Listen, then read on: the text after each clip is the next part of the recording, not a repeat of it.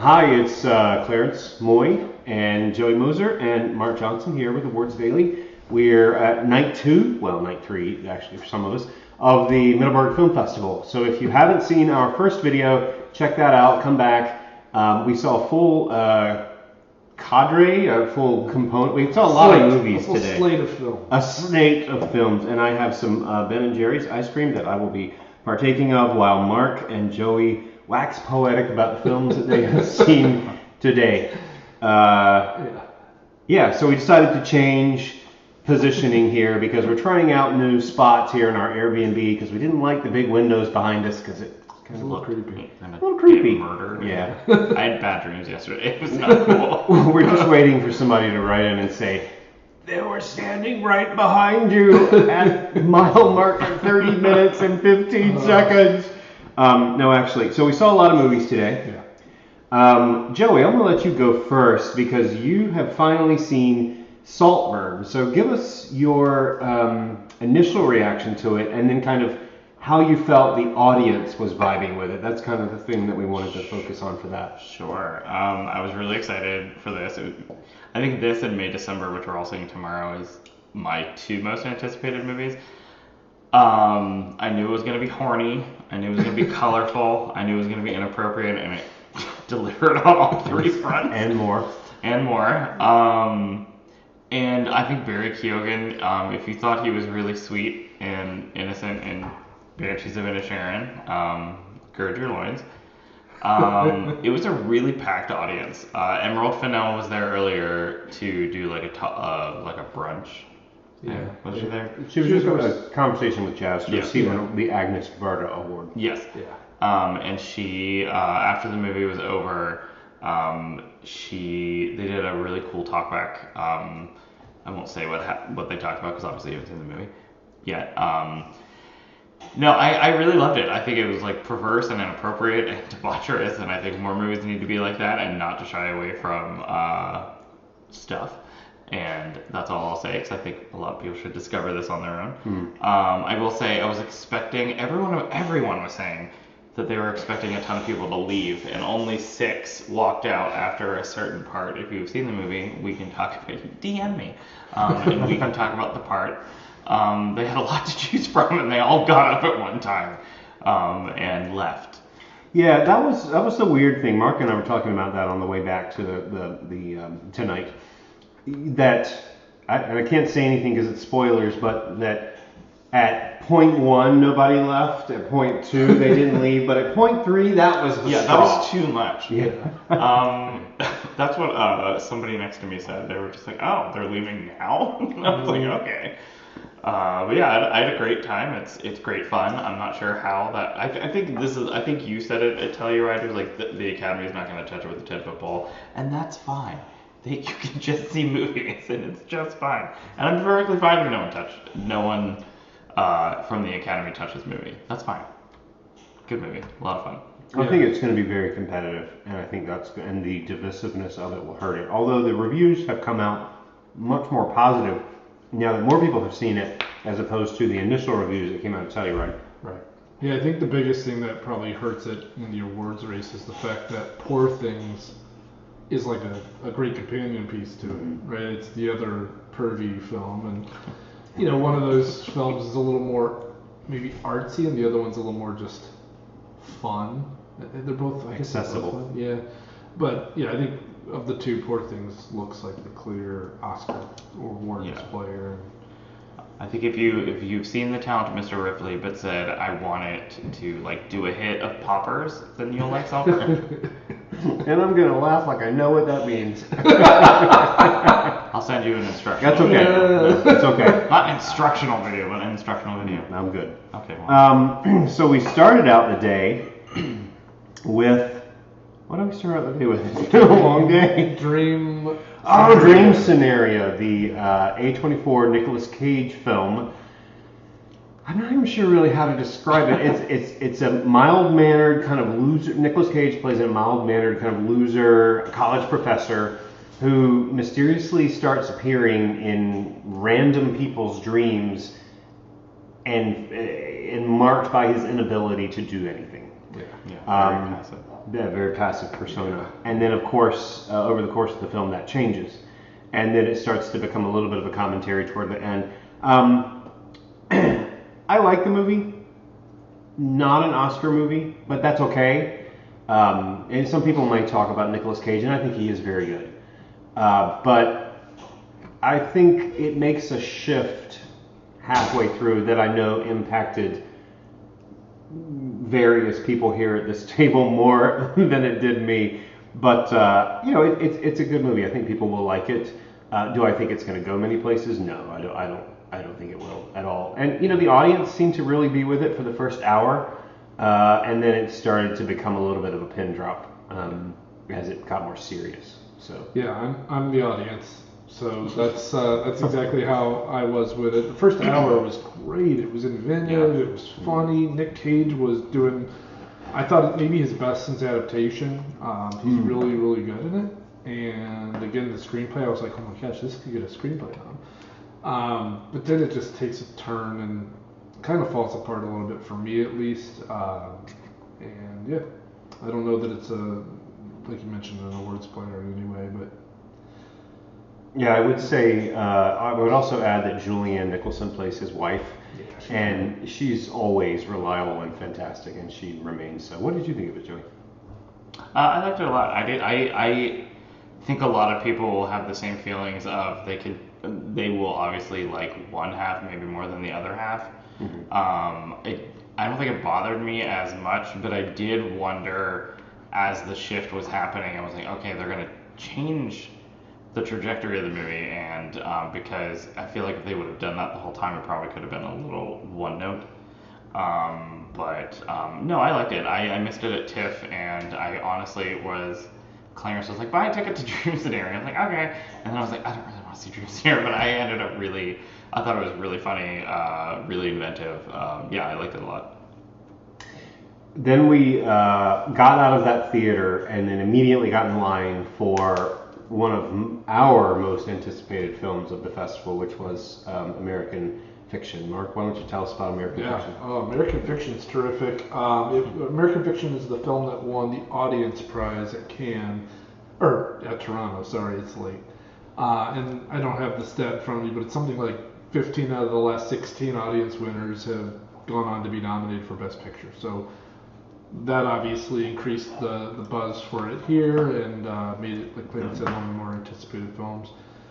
Jeffrey Wright plays a struggling writer who, God, I don't even really know how to explain it, but he can't really get any of his serious books published anymore, and he finds like a way to. Well, the publishing industry is only interested in black voices if they are what white audiences consider to be authentic black voices, which largely travels in gross stereotypes. Yeah. That's a good explanation. Like that, yeah. Oh yeah, Push. I totally didn't think about that, but you're right. That is. Yeah, they show a little like a bunch of clips from like Boys in the Hood and Precious and whatever else was in there running, but yeah. It's really good, and it's the type of movie, when we talk about the awards race, well, first let me say, I think you said Clayton tweeted something about it was the first, or was it? It was a rare. Yeah, there's standing ovations at Middleburg are very rare, and this one received a standing ovation, and the whole time throughout the movie, it's really funny and poignant, and the crowd was very much into it, and it is very, topical and a crowd kind of film that, the most recent years we've seen films like Coda and Everything Everywhere All at Once and this kind of really fits into that same vein, I think. And I think I was telling Clarence earlier that, I've had Oppenheimer in the front spot since March, and I've kind of been looking for something to put in that front runner spot for a while, because I don't know if, Oppenheimer and Killers of the Flower Moon, those are the types of movies that used to win. They don't typically win nowadays. And I was getting close to putting The Holdovers in there, because Holdovers is kind of that crowd-pleasing, hard to, dislike, and you're going to put it 1, 2, 3, 4, somewhere in high range that is important. And I think American Fiction kind of came in and stole that. So I mentioned earlier I'm going to move that into my number one spot for a picture. Wow. Wow. Yeah, I really loved this movie. For a while, this was my favorite film of the festival, and we'll get on more on that later. What I said about this on Twitter is that this reminds me of when you say they don't make movies like X, like they used to anymore. This is a movie like they used to make because it has a social message and it's incredibly entertaining. It reminded me so much of Tootsie in that it's taking on a social message. Tootsie is the disparity between men and women. Here it is disparities between black and white voices in publishing or in media in general. And it makes you think about it, but it's also very funny and it's very human. It's not just a dark, biting satire. It is a human story. There's a lot of human interest. There's a lot of really sweet, interconnected bonds, which I think is playing into what you're reacting to, or what you at least think the Academy will react to. It's a very human story. It's funny. It makes you feel good when you finish it. I think it checks all those boxes in a really interesting way. Joey, what did you think? Oh, I loved it. I think that I actually had wondered, because the satire is so funny and it is so biting and it goes after a lot of stuff. It's really unafraid to go there in a lot of these really fun, quick scenes. I was worried. I was like, when they go to like the familial stuff between Jeffrey Wright and his family, I was wondering if there was going to be too much of a difference between them, but they really melt together really beautifully. And I think that if it was all just like super funny, super this, that, it wouldn't feel as rewarding later if you didn't have that family stuff, because like there's, a character gets married. I was really like excited for that character to get married. Absolutely. I love that character. Yeah. And yeah, I think it's really well balanced, and that audience was eating that movie up like crazy. And I feel like that movie started a little late too, because the director came out and talked a little bit, and they're trying to get everyone into the theater. I think it started like 15 minutes late, but yeah, I loved it. I can't wait to see it again. People were clamoring to see it. They were bringing out, in this particular venue in which they screen it, they preset a lot of chairs, and then they have in a closet, it's like a convention center type space, a ballroom if you will. They have a closet filled with stacked up chairs, and if they have more people waiting outside, they'll just bring them out and start shoving chairs anywhere they can. That room was almost completely full. Yeah, that's pretty. And there were no walkouts there, and I was enjoying the film. I did get a little annoyed because people were laughing so much that sometimes you missed the follow-up jokes. Yeah, you did. And I really want to see it again so I can see the whole thing. The only thing that I will say is I'm not sure that this can win the SAG Ensemble Award. Yeah, I can see that. Because it's not. There is an ensemble here. There is a television-friendly ensemble because it's got Tracy Ellis Ross in it in a small role. It's just not. I don't think it's. It's really just kind of Jeffrey Wright's thing. Yeah. If you could, it doesn't have as. It's got a robust supporting cast, but I just don't know that it's really him, and Sterling K. Brown, also a TV-friendly persona, and Issa Rae. So maybe it can. I mean, there are certainly TV-based voices that would SAG-AFTRA would respond to. I don't know. We'll see. It's just not as immediate of a slam dunk as something like maybe Oppenheimer or Killers of the Flower Moon or maybe even Barbie would be. Yeah, and that's the interesting thing, because I agree. I don't know that it's going to win SAG. I doubt it wins DGA. I don't think anything can beat Barbie at PGA after what it did. I think that's going to be your PGA winner. But,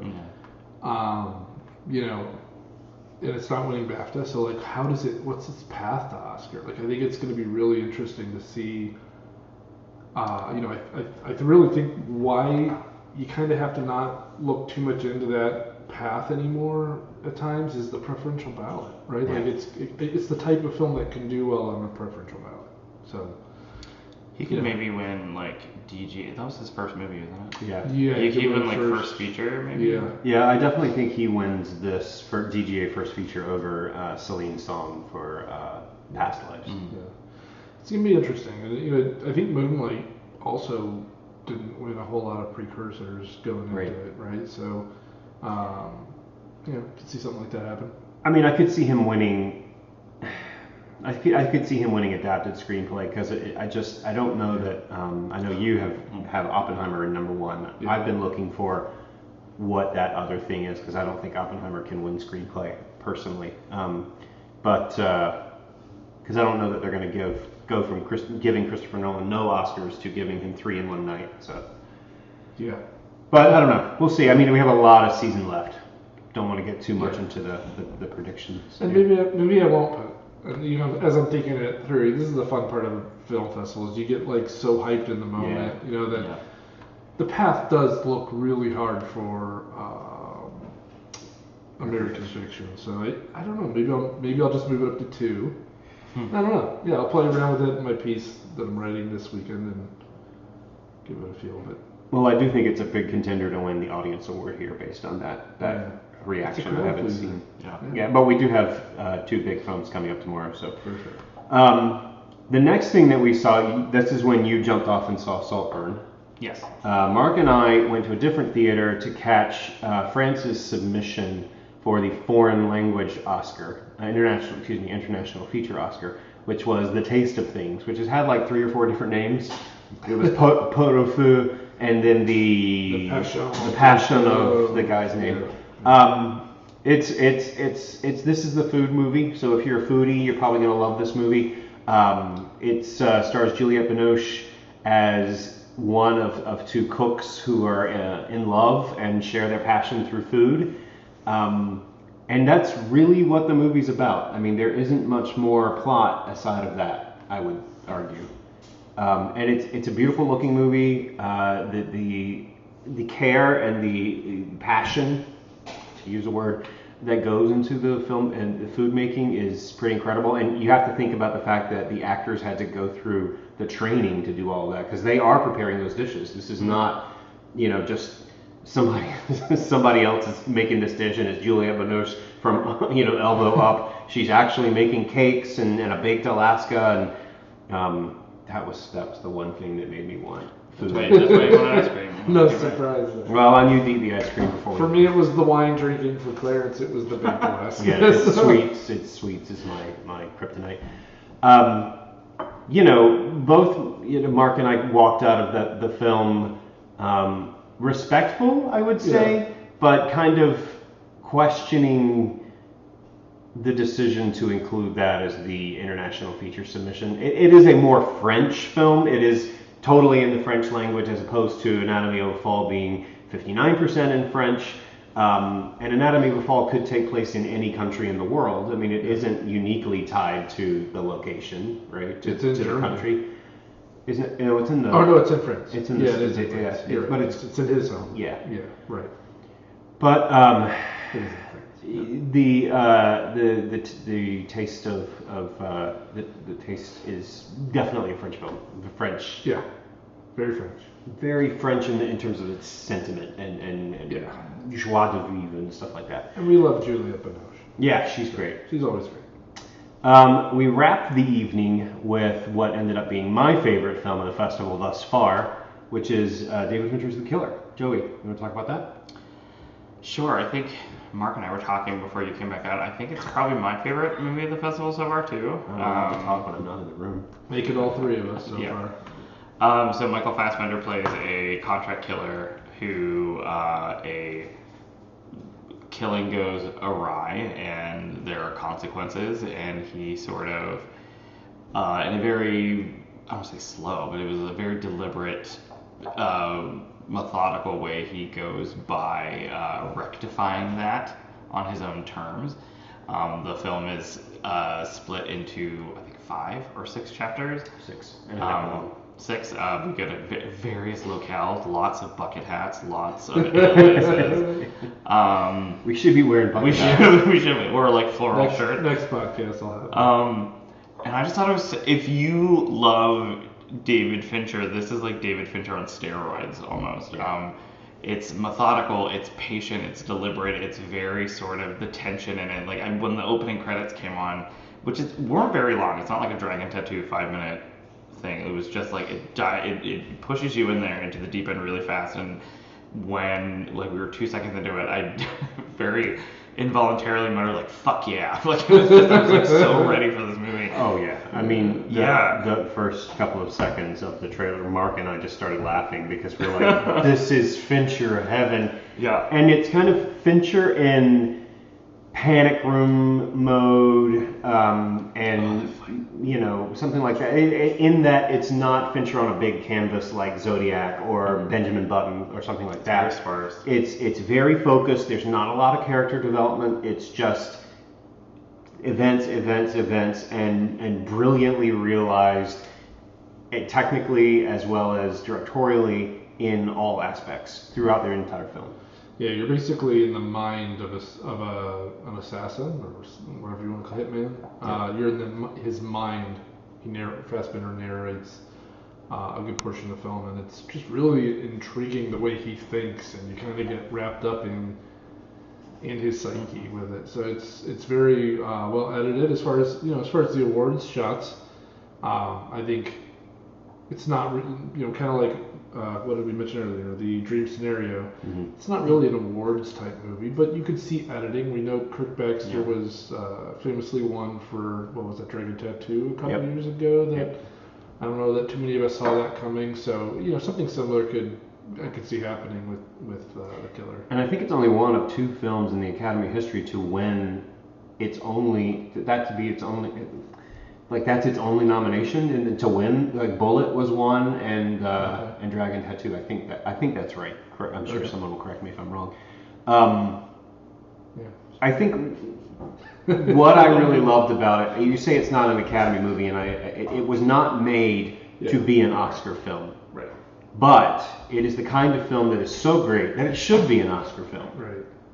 It'll appear on a lot of, I think, our lists and whatnot, but we'll see. We'll see how the critics treat it too. I think that'll be interesting to see. I mean, you really can't look at this film and not appreciate David Fincher just firing on all cylinders, just making a clinically precise, razor-sharp film. Just talk about how you were talking about how Fassbender and Fincher pairing. Yeah, they're the perfect pairing. Yeah. They really, because Michael Fassbender is a great actor, but he has this. He can perfect this blank expression. He has cold, clinical features he's got zero. Oh my God! I got chocolate all over the counter. He's got You're just bleeding all chocolate. over me. All this ice cream. He's got 0% body fat in this. I mean, he's like all sinewy muscle. I think he probably. I don't know if he looks like that in real life, but just you could tell that the way that he's building this performance is he is a well-honed machine. Yeah, he does like yoga in the like he's in the first sequence is like him explaining how he prepares himself to kill somebody, and he's doing yoga while. If that doesn't make you feel shitty about yourself. No, when he was bending his back, he's like the way the camera was like 90 degree angle. Yeah, it was just like, all right, well, I feel like garbage, but it was but like the there's Tilda Swinton's in it, and she has a great scene. A great couple of scenes, and it's sort of like it felt like in a weird way like Michael Fassbender was talking when he wasn't talking, because the way that he communicates with her is sort of felt like they were having a conversation, but she's just continuing to talk and continue to keep the conversation going. But that's a really great example of what you were saying about like his face, like they're in a restaurant and she's like doing shots of like whiskey. And he's just like staring at her. It's really cool. It's unnerving, and I think this is the first time they've worked together, right? Fassbender and Fincher? Yeah, I can't think of another one. It feels like they've been working together forever. They need to make this an entire series of films featuring Fassbender playing this character. I would be 100% on board for every single one of them. Yeah. This needs to be his Dragon Tattoo trilogy, which he didn't get to make. And it was like super well paced. Like it was like 2 hours, but I felt, I was like, oh, it's over. I was like, okay. I couldn't tell how much, like the cinephiles, the film Twitter people that were around us loved it. Obviously, I couldn't tell how much what I'll call normies. Yeah, what they thought of it. It was They really were very quiet. There was no Mhm. applause at the end, which was Yeah. usually you get some kind of muted applause, if nothing, and there was like no clapping. Yeah, like we saw it first. Yeah, so I don't know. I don't know what how audiences will react, and I don't really care. No. It's gonna be one of those movies that whether it gets awards, critical acclaim, audiences like it, I'm glad it exists. So. Yes, absolutely. All right, so that's what we saw today. Tomorrow we're catching up on, Joey's going to catch up on All of Us Strangers, which Mark and I saw in Telluride, and then Sunday we're going, that tomorrow is Sunday, and then the rest of the day is going to be May, December, and Maestro, two more of my most anticipated films. Yeah. We're ending this on a huge note. Now we're going to be leaving the festival pretty immediately. Yeah. So we probably won't do another video, but catch us up on the All This and the Oscars 2 podcast, where we'll most likely give our impressions of, or at least Mark and I, of Maestro and May, December.